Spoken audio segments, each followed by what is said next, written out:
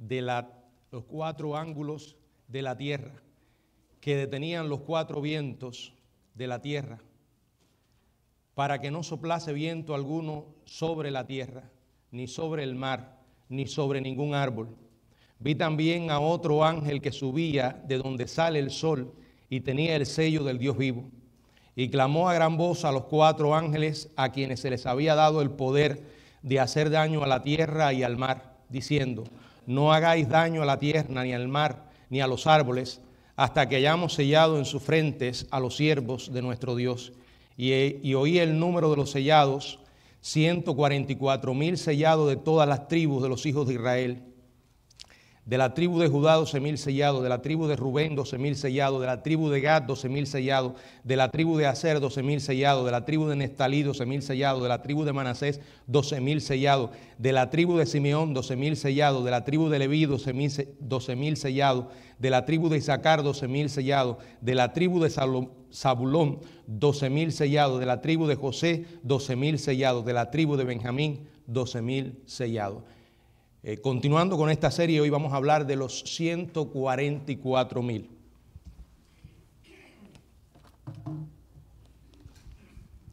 Los 144,000, los personajes de la tribulación. Aquí el apóstol Juan habla de un grupo de héroes. Son héroes usados por Dios para salvar a millones de personas en un tiempo futuro.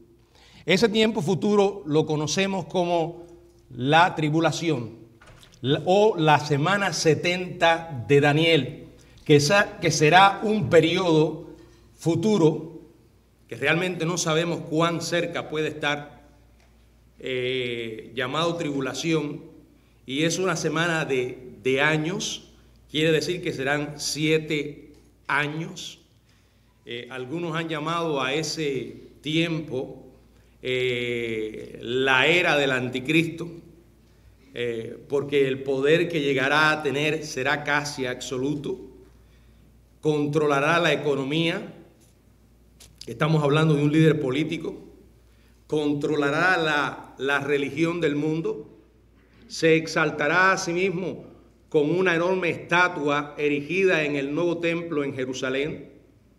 Llegará a aniquilar implacablemente a todos los que se nieguen a inclinarse a él.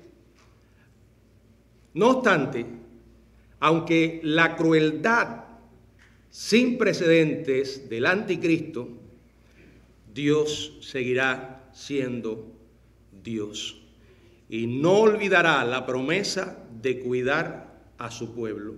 Con relación a esto, el apóstol Pablo, escribiendo a Romanos, en el capítulo 11, verso 2, dice: ¿no ha desechado Dios a su pueblo, al cual desde antes conoció?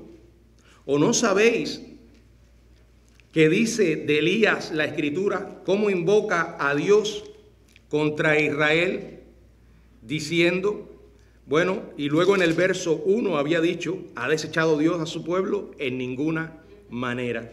Dios preservará a su pueblo, preservará un remanente, habrán convertidos durante esos horribles años venideros, el evangelio se estará predicando, el mundo, podemos decir sin temor a equivocarnos, va a ser testigo del mayor despertar espiritual que haya ocurrido en la tierra.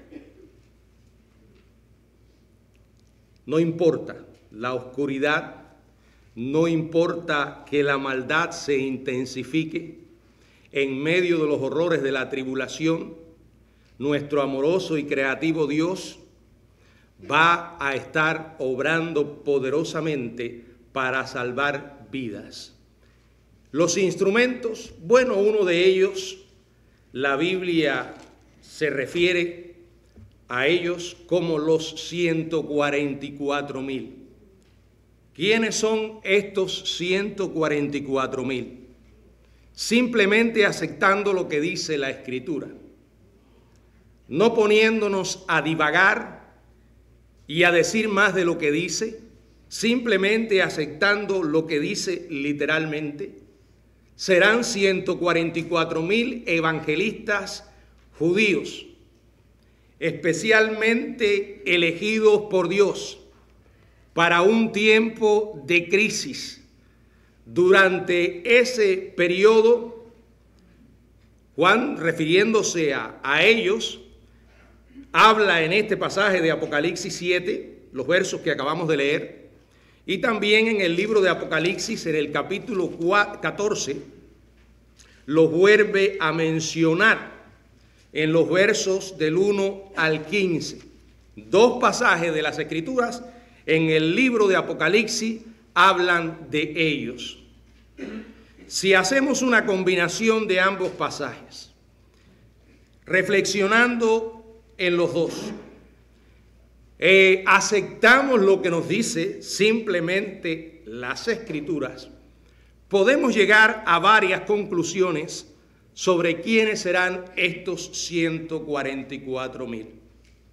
Lo primero que nos dice las Escrituras es que serán seleccionados de entre las 12 tribus de Israel.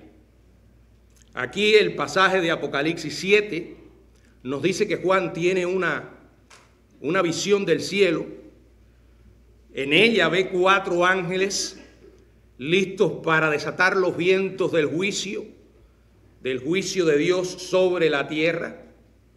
Pero otro ángel se acerca y le pide que retrase la destrucción hasta que, como dice el verso 4, aquellos siervos de nuestro Dios sean sellados. Entonces leemos en el verso 4, y oí el número de los sellados, 144,000 sellados de todas las tribus de los hijos de Israel. El texto es claro, el texto es específico. Nos está diciendo que estos 144,000 testigos son judíos. Sin embargo, por esa costumbre carnal, humana, de querer llenar los espacios, de querer interpretar más allá de lo que dice el texto, rechazando el sentido literal que tiene sentido, algunos expositores insisten en que aquí se está hablando de la iglesia cristiana. Insisten en que estos 144,000 saldrán de la iglesia. Esto es imposible, por la razón de que cuando estos personajes comiencen su ministerio, la iglesia redimida ya estará en el cielo. Creemos que antes será sacada de este mundo a través de lo que se llama el arrebatamiento en Primera Tesalonicenses, donde dice seremos arrebatados. Y esto va a ocurrir probablemente entre Apocalipsis capítulo 3 y Apocalipsis capítulo 4. Por eso realmente me asombra que este error pueda subsistir frente a lo que claramente leemos en las Escrituras. ¿Por qué usted cree que Dios se tomó el trabajo de registrar en los versos del 4 al 8 detalladamente quiénes son estos 144,000? En el verso 5 dice: de la tribu de Judá 12,000 sellados, de la tribu de Rubén 12,000 sellados, y así por todas las tribus de Israel, las 12 tribus. Es claro. O sea, cuando Dios es específico, lo es por alguna razón. Aquí se está diciendo 12,000 testigos de cada una de las 12 tribus de Israel, para un total de 144,000. Dígame usted dónde se menciona aquí la iglesia. Dígame usted dónde dice aquí que serán los testigos de Jehová. Sí, porque ellos creen que ellos serán los 144,000. Miren, hermanos, sea Dios veraz y todo hombre mentiroso. Yo no le estoy dando una clase de teología, simplemente le estoy diciendo, acepte lo que dice. Y recuerde esta regla: si el sentido literal tiene sentido, no le busque otro sentido. Segundo, dice la Biblia que serán sellados en su frente. El ángel que presenta a los 144,000 testigos nos dice que recibirán el sello de Dios. Verso 2 y verso 3. Vi también a otro ángel que subía de donde sale el sol y tenía el sello del Dios vivo. Y clamó a gran voz a los 4 ángeles a quienes se les había dado el poder de hacer daño a la tierra, diciendo: no hagas daño a la tierra, ni al mar, ni a los árboles, hasta que hayamos sellado en su frente a los siervos de nuestro Dios. ¿Qué es este sello? ¿Qué dice el texto? Nos dice que es el sello del Dios vivo. Más adelante, en el capítulo 14, en el verso 1, dice la palabra que tenían el nombre de él y el de su padre escrito en la frente. O sea, el nombre del Cordero y el nombre del Padre. El sello identifica a los 144,000 como siervos de Dios. Y como tal, el sello es un escudo, una protección de Dios, mientras Él está derramando sus devastadores juicios sobre una tierra que hasta ese momento va a permanecer en rebeldía contra Dios, en su gran mayoría, tal como lo está hoy, de espaldas a Dios, molestando la verdad que Dios ha entregado a la humanidad, molestando el mensaje del Evangelio, molestando la proclamación de los valores que vienen de la enseñanza cristiana. Y esta semana fuimos testigos, una vez más, de una manifestación más de la extrema maldad humana. Bueno, estamos viendo cosas horribles que nos entristecen el corazón, que nos hace pensar a dónde hemos llegado como seres humanos. Desde una jovencita que sale huyendo de su país, que está en guerra, y es asesinada brutalmente por un sujeto sin razón ninguna. Aquella imagen quedó impregnada en mi mente. No vi exactamente lo que sucedió ni quisiera verlo. Pero el rostro de aquella muchacha, inclinada mirando, y en sus ojos preguntando: ¿por qué? ¿Por qué me haces esto?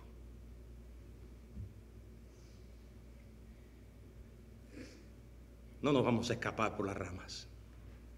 Ese sujeto es responsable de lo que hizo. No le echemos la culpa a las enfermedades mentales. No digamos que el sistema de salud le falló. No.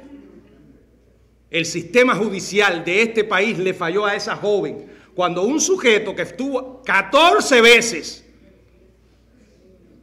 cometió delito y 14 veces fue puesto en libertad.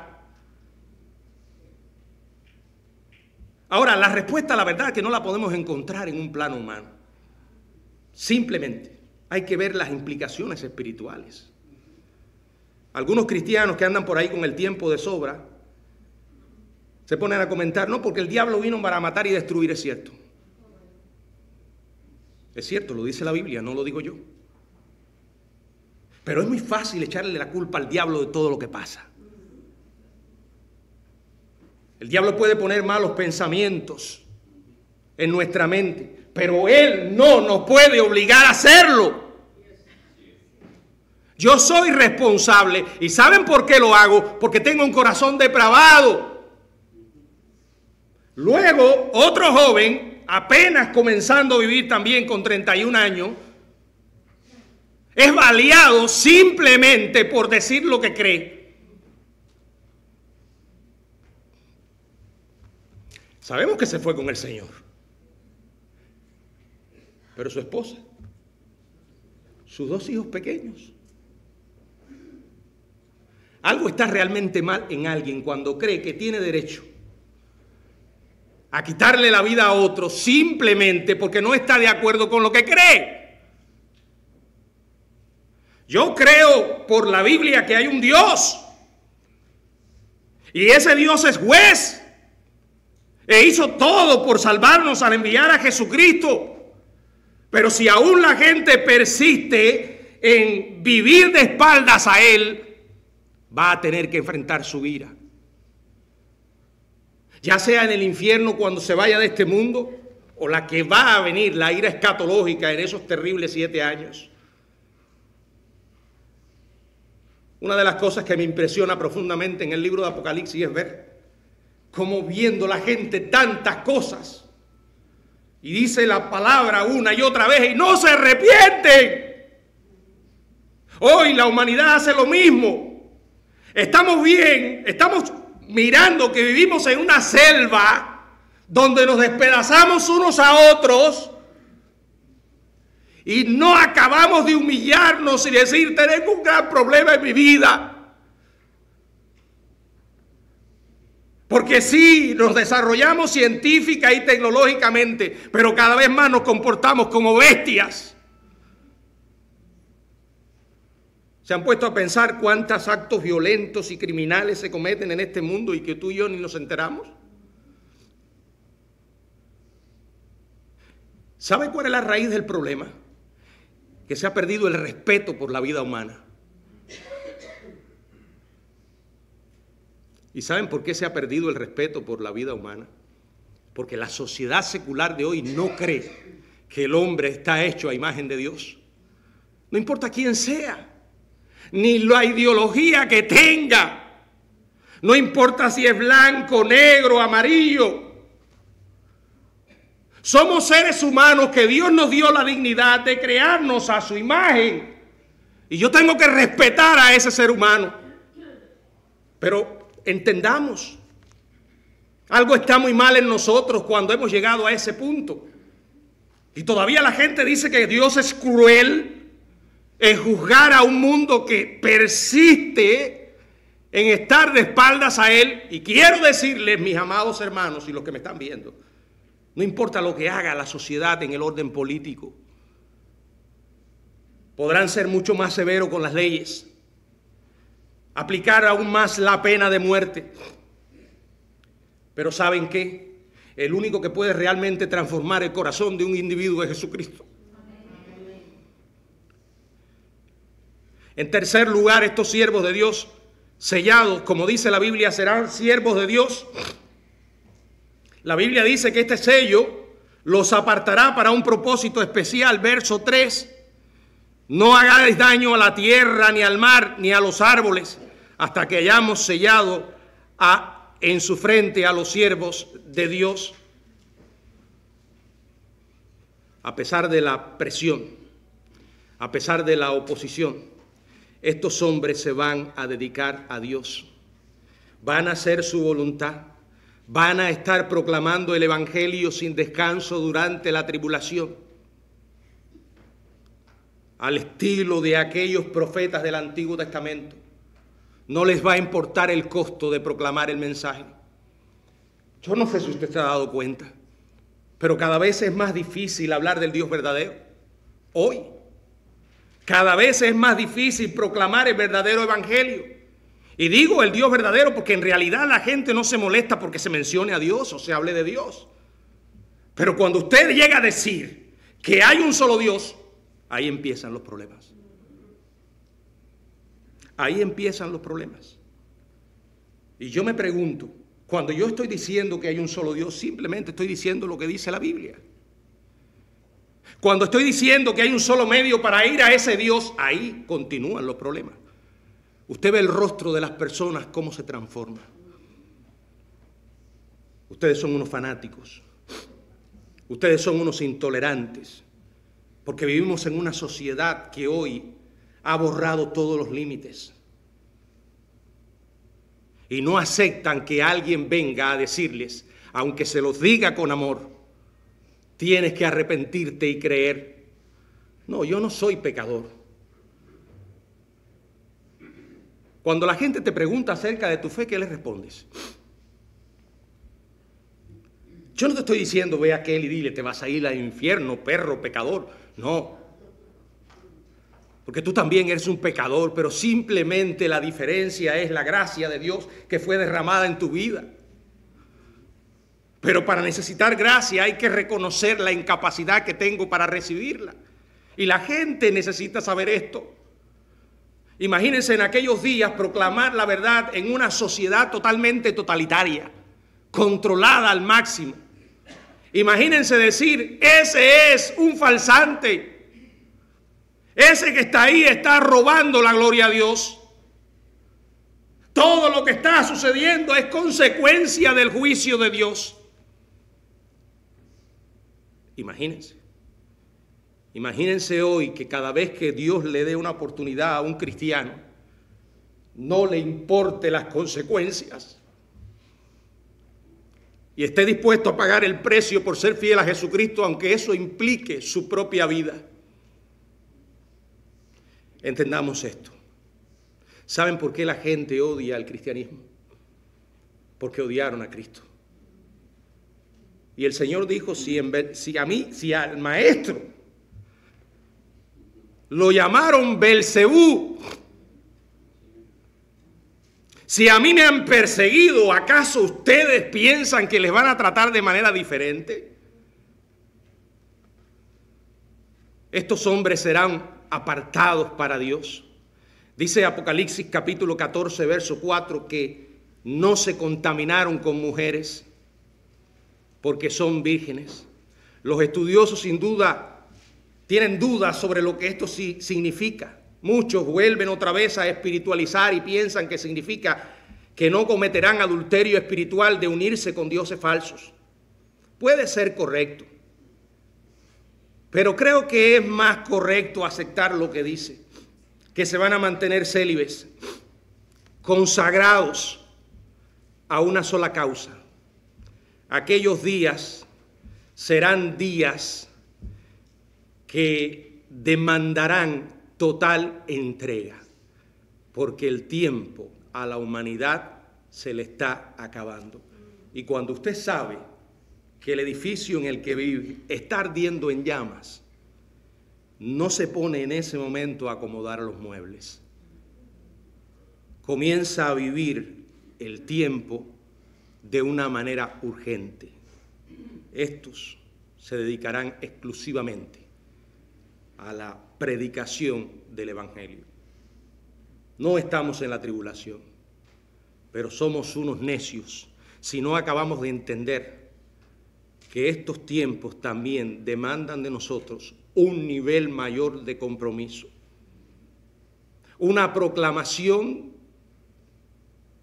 con mayor urgencia y una proclamación con toda fidelidad al Evangelio. No me van a ver preocupado porque la gente dé testimonio o no. Hace tiempo que olvidé esa tontería. Mi intención no es que mi ego se sienta gratificado porque la gente levanta la mano. Me siento en paz al saber que fui claro y que entregué la mesa. No soy más que un camarero que sirvió la mesa y entregó la comida. Y usted igual. No se enfoque en arrancarle un testimonio a alguien a la fuerza. Enfóquese en dejarle con claridad el mensaje. Estos hombres serán además fuertes en su fe. Dice la Biblia en Apocalipsis 14, versos 4 y 5, son los que siguen al Cordero por donde quiera que va. Y en sus bocas no fue hallada mentira, pues son sin mancha delante del trono de Dios. Gente íntegra. Discípulos a tiempo completo. Hoy en día podemos ver realmente el compromiso de alguien, cuán serio puede ser o no, en el tiempo que le dedica a su Dios. Hay gente que una y otra vez esgrimen excusas para no servir a Jesucristo o seguirle en esta área o en aquella u otra. ¿Creen ustedes que discípulos así, que no están dispuestos a vivir por su Señor, van a estar dispuestos a morir por Él?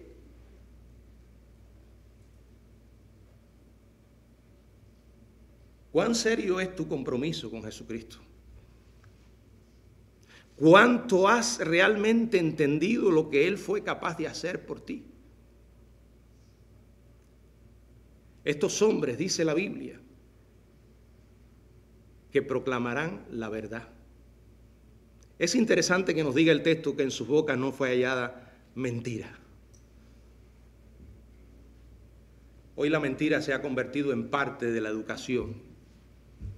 Es el elemento que aceita todo tipo de relación humana. La gente mete mentira con una facilidad tremenda. Y dentro del pueblo cristiano, la mentira es un pecado tolerable.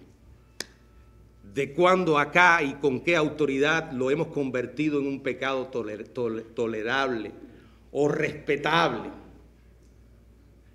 Claro, porque es un pecado que a veces no es tan evidente como otros.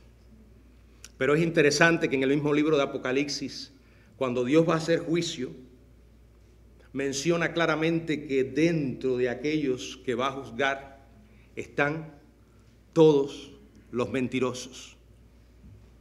La mentira es una evidencia de un profundo deterioro interno, de grietas en nuestra armadura. La veracidad en cualquier lugar, en cualquier momento, es una manifestación de la integridad de una vida. A veces decir la verdad puede ser difícil.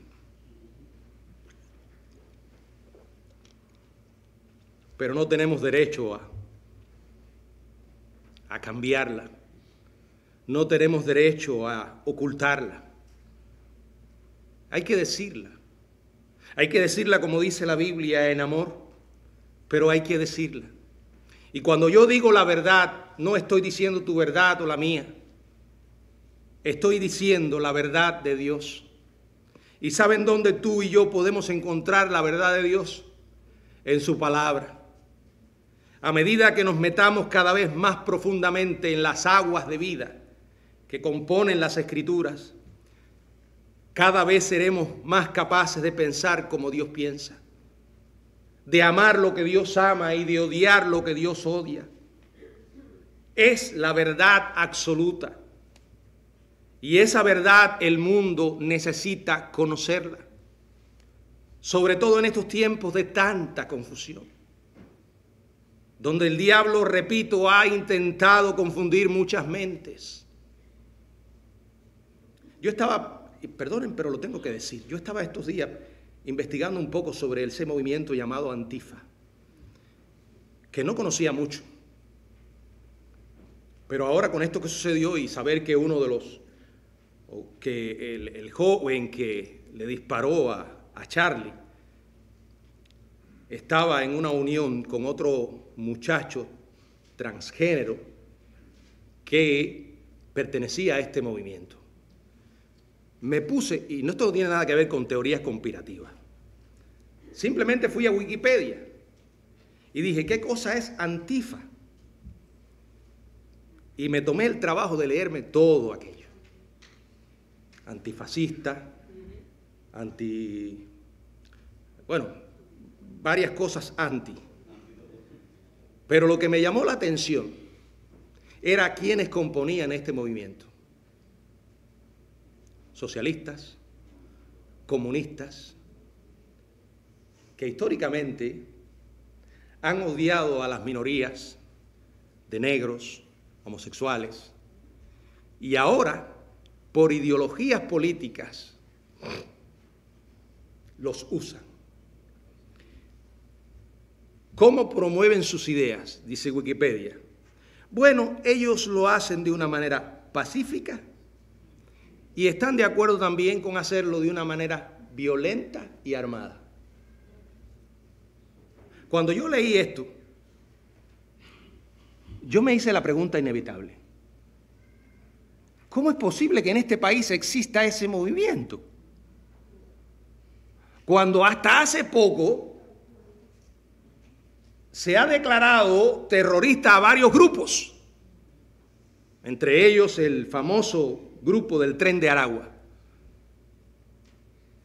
¿Qué están esperando para declarar a ese movimiento un movimiento terrorista?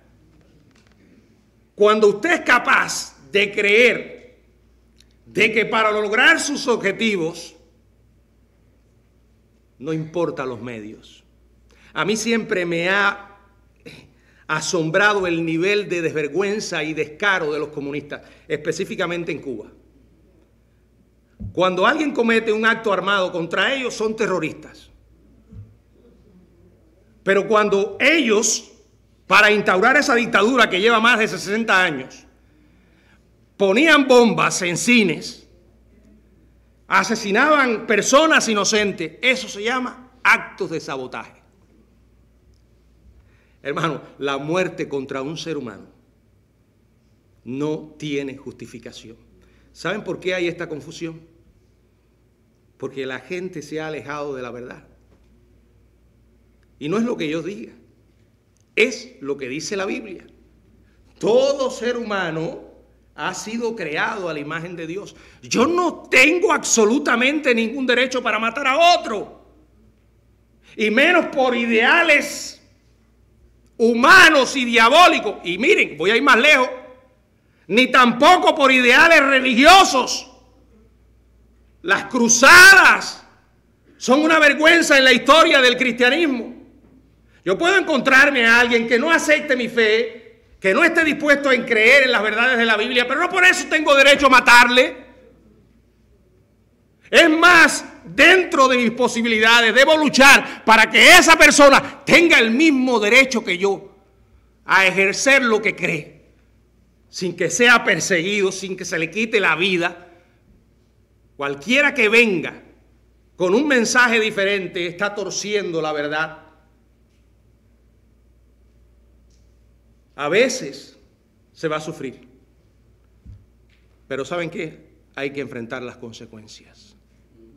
Si usted no ha tenido la oportunidad de leer ese libro de los mártires de Fox, es un pasaje triste en la historia del cristianismo, de cómo los cristianos fueron asesinados salvajemente por simplemente creer en las verdades que tú y yo hoy compartimos. Estas personas estarán a salvo del juicio venidero. Apocalipsis capítulo 6 termina con un anuncio que ha llegado el día de la ira de Dios. Y después hace una pregunta retórica: ¿y quién podrá sostenerse en pie? Entonces el capítulo 7 comienza: después de esto vi a 4 ángeles en pie sobre los 4 ángulos de la tierra, que detenían los 4 vientos de la tierra para que no soplase viento alguno sobre la tierra, ni sobre el mar, ni sobre ningún árbol. Y vi también a otro ángel que subía de donde sale el sol y tenía el sello del Dios vivo, y clamó a gran voz a los 4 ángeles a quienes se les había dado el poder de hacer daño a la tierra y al mar, diciendo: no hagáis daño a la tierra, ni al mar, ni a los árboles, hasta que hayamos sellado en su frente a los siervos de nuestro Dios. Estos hombres van a ser preservados durante este tiempo de juicio, en cuanto a que sus vidas no podrán ser quitadas. Dios milagrosamente los va a proteger, y ellos aprovecharán la oportunidad para predicar el Evangelio. Estarán a salvo durante el juicio venidero y estarán a salvo durante la tribulación. En Apocalipsis capítulo 14, en el verso 1 dice: después de esto, miré, y he aquí el Cordero que estaba en pie sobre el monte de Sión, y con él, aquí se ven otra vez, y ahora en el cielo, parados triunfantes con el Cordero en el monte de Sión, están recibiendo su recompensa.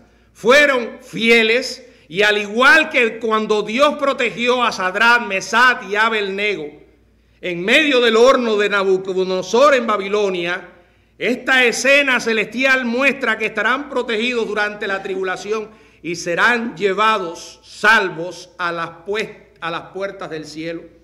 Juan ve a los 144,000. Fíjense, no son 143,999, son 144,000. El Señor los ha preservado, ninguno ha sido olvidado. ¿Saben por qué? Porque cuando Dios dice: tú no vas a morir hasta que no cumplas el propósito para el que yo te he establecido, nadie puede quitarle la vida. Yo creo en eso.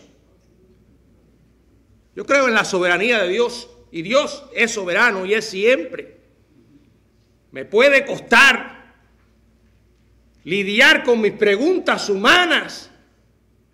¿Por qué, Señor, a este sí y a este no? No lo sé, pero jamás dudo, ¿saben qué? Del amor y la compasión de Dios. Yo sé que mucha gente se ha preguntado y tal vez han cuestionado a Dios: ¿por qué, Señor, permitiste que este joven muriera de esa manera tan brutal? ¿Saben lo que me viene a la mente cada vez que yo pienso en eso? Pienso en Esteban. Pienso en Juan el Bautista. Tal vez si esos pasajes no estuvieran en la Biblia, nos fuera más difícil. ¿Por qué de Dios dejaste que Esteban muriera de esa manera? Si lo que estaba haciendo era proclamar tu verdad. Pero ahí está, el Señor lo registró. También registró que veía los cielos abiertos. Y también registró que fue capaz de orar: Señor, perdónalos porque no saben lo que hacen.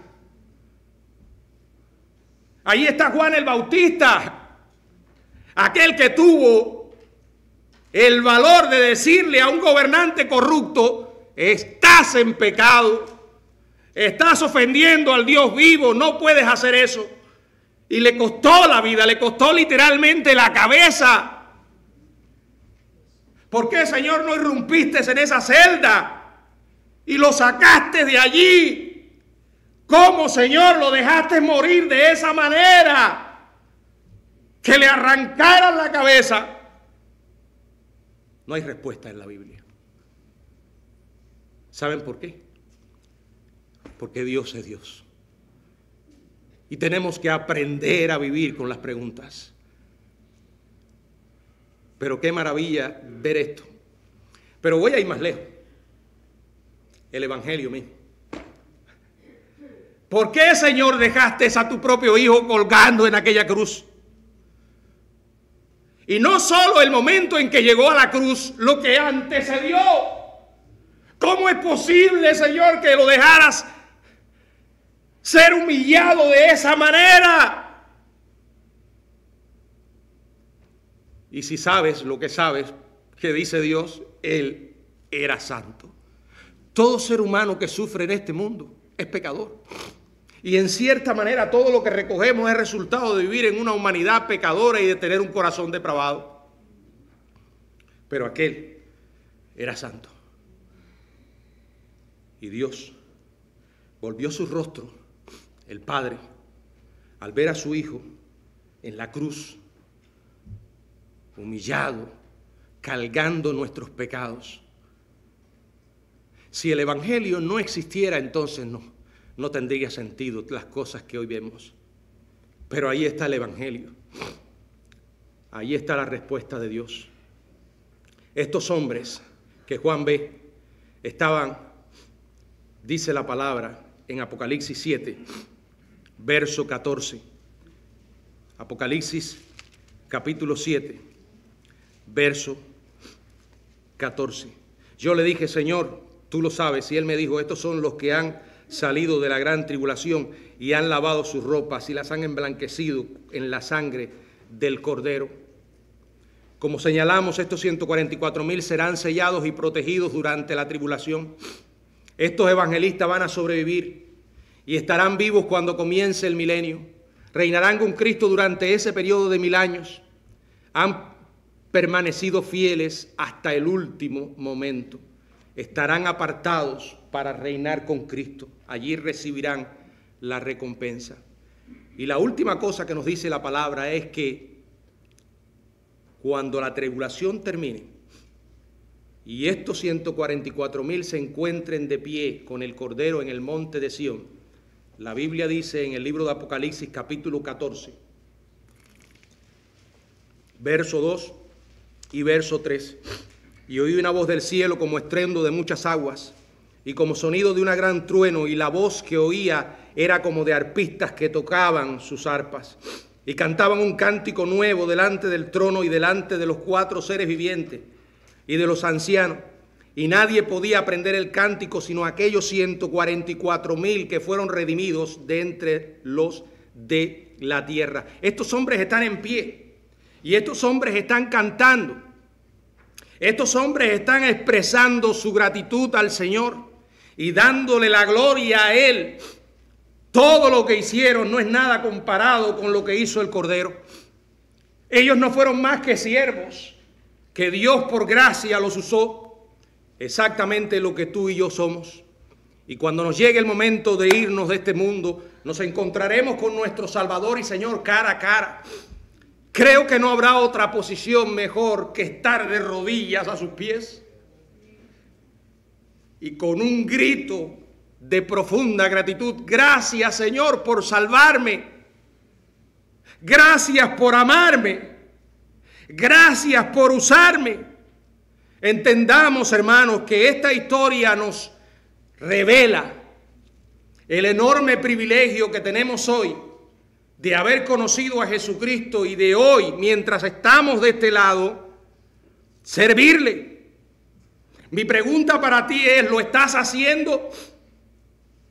¿Has comprendido la realidad de lo que fue capaz de hacer por ti? Y no porque tengas que pagar la salvación, no puedes pagarla. Pero no puedes evitar que en tu alma germine la semilla de la gratitud por todo lo que Dios te ha hecho. Aquello que Pablo llama en Romano las misericordias de Dios. ¿Te has puesto a pensar cuánta misericordia Dios ha tenido contigo? No, quizás no eres un terrorista o no has hecho lo que otros han hecho, pero la verdad es que tanto como ellos eres un pecador. Todos lo somos. Todos somos recipientes de su gracia. ¿Y saben qué? Mientras más profundo sea el terreno, mientras más cerca estemos del suelo en comparación con la colina de la gracia de Dios, más fuerte podrá fluir su bendita gracia, esa agua viva hacia nosotros. Por eso es que dice la Biblia: bienaventurados los pobres en espíritu. Por eso es que dice la Biblia: bienaventurados los que tienen hambre y sed de justicia. Yo quiero animarte a que entiendas algo. Tú y yo no somos más que siervos. Él es el Señor y lo es por siempre. Somos siervos que Dios nos sacó de la profundidad del pantano en el que estábamos. Por favor, no importa los años que lleves acá, vuélvete atrás. Pon a trabajar tu memoria y recuerda de dónde Dios te sacó. Por favor, piensa qué sería de tu vida si Jesucristo no te hubiera alcanzado. Piensa cuánto Dios insistió una y otra vez para alcanzarte. Y ese amor un día derribó las murallas de indiferencia y frialdad de tu corazón. Él murió por ti. No te pide mucho si te está pidiendo que vivas para Él. Un día se van a acabar todas nuestras excusas, porque ellas funcionan de este lado y funcionan con otros seres humanos. Pero el día que tengas la enorme bendición, si es que vas con Cristo, de ver su rostro. Ese será el momento en que se acabaron las excusas. Y si te mueres sin Cristo, también te vas a encontrar con Él. Y también será el momento en que se van a acabar las excusas. Y otra cosa, será el momento en que no tendrás para dónde escapar. Se acabó. Terminó el tiempo de huir de Dios. Lo pudiste hacer durante muchos años en esta miserable tierra, creyendo que podías vivir sin Él. Pero ese día llegará y se acabará. ¿Saben lo peor del infierno? Más allá que el terrible fuego pueda ser literal o verdadero, lo más terrible del infierno, ¿saben qué será? El lugar donde se acabaron las oportunidades, donde ya no habrá oportunidad de arrepentimiento y donde no habrá gracia. Esta gracia que hoy Dios te ofrece y que yo de parte de Él te pido, recíbela en tu corazón. Basta de jugar, basta de vivir indiferente. Mira lo que está pasando en nuestro mundo. Mira cómo Dios nos recuerda una y otra vez cuán frágil es la vida humana. Cómo nos recuerda una y otra vez cuán peligroso se ha vuelto este mundo. No solamente muere una figura pública, también muere una figura desconocida, ignorada por todos. No mueren solo los ricos y poderosos, también mueren los pobres, los ignorados. Al final, todo lo que podamos alcanzar en este mundo es irrelevante y es basura si no hemos considerado cómo vamos a pasar la eternidad. ¿Estás tú preparado para ese momento cuando te encuentres con Dios? ¿Es realmente Jesucristo tu Señor? Si no lo es, el momento de hacer lo correcto es ahora. Pídele perdón, por favor, entiende esto. Dios no espera que tú seas perfecto. Y que Dios nos perdone. Porque a veces los cristianos mostramos una caricatura de lo que es la fe. Y nos presentamos ante el mundo como los seres perfectos. No somos perfectos. Este que está aquí no es perfecto. Tengo mis batallas todos los días con la carne, con las tentaciones. Pero conozco lo que es la gracia de Dios. Esa gracia que Dios me otorgó y que la necesito desesperadamente todos los días. Dios no espera que tú seas perfecto. Recuerda dónde Él puso la meta. La meta es Él. No vas a llegar por ti mismo, pero Dios quiere que te des cuenta de eso. Y cuando te das cuenta, es que dice, Señor, cuánto te necesito. Perdóname. No me importa las veces que me caiga, me voy a levantar y voy a regresar a ti. Como el pródigo regresó a su padre y le recibió con un abrazo. Pero ¿saben qué? Al hermano mayor que se creía bueno, es asombroso. Aún a él, el padre le otorgó gracia. No le rechazó. Lo recibió también como al hijo descarriado. ¿De dónde hemos sido capaces de transformar al Dios de la Biblia? ¿Y en qué punto hemos llegado a transformar la gracia en una desgracia? La única esperanza para este mundo es Jesucristo y la es ahora. Y si tú no la recibes un día, esa gracia va a terminar. Porque esto no es un juego. Dios nos otorga salvación gratis, pero a Dios le ha sido sumamente costosa. Dios permita que entiendas que eres un pecador y que necesitas arrepentirte y venir a Él ahora, pidiéndole perdón por tus pecados y recibiéndole como tu Salvador. Ahora, antes que tu vida termine, que no sabes cuándo será ni de qué forma. Esto se va. Esto se va. El tiempo se va. Hace unos años me imaginaba cuándo tendría yo 50 años. Y lejos estaba de pensar que tendría los hermosos nietos que Dios me ha dado. Y los que van a venir. Porque sé que van a ser hermosos. Y llegan. Y se van. Y cuando te miras en el espejo te das cuenta que ya no eres la misma persona. Porque la vida pasa. y las pasiones por las que eras capaz de perder el sentido y la cabeza, te das cuenta que es basura. Que en un momento que no sabes cuándo te vas a encontrar con tu Dios. Amós dijo, prepárate.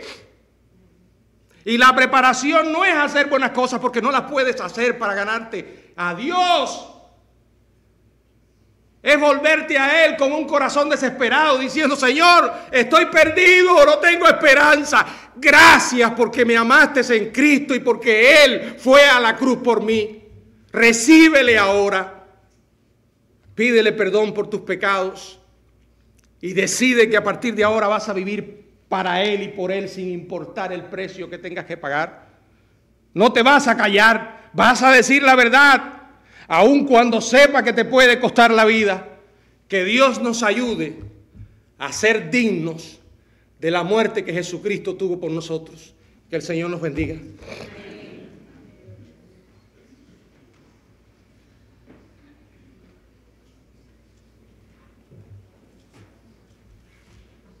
Ahora tenemos el himno final, número 160. ¿Qué me puede dar perdón? Los anuncios del pastor. Y nuestra hermana Margarita nos dará la oración de despedida.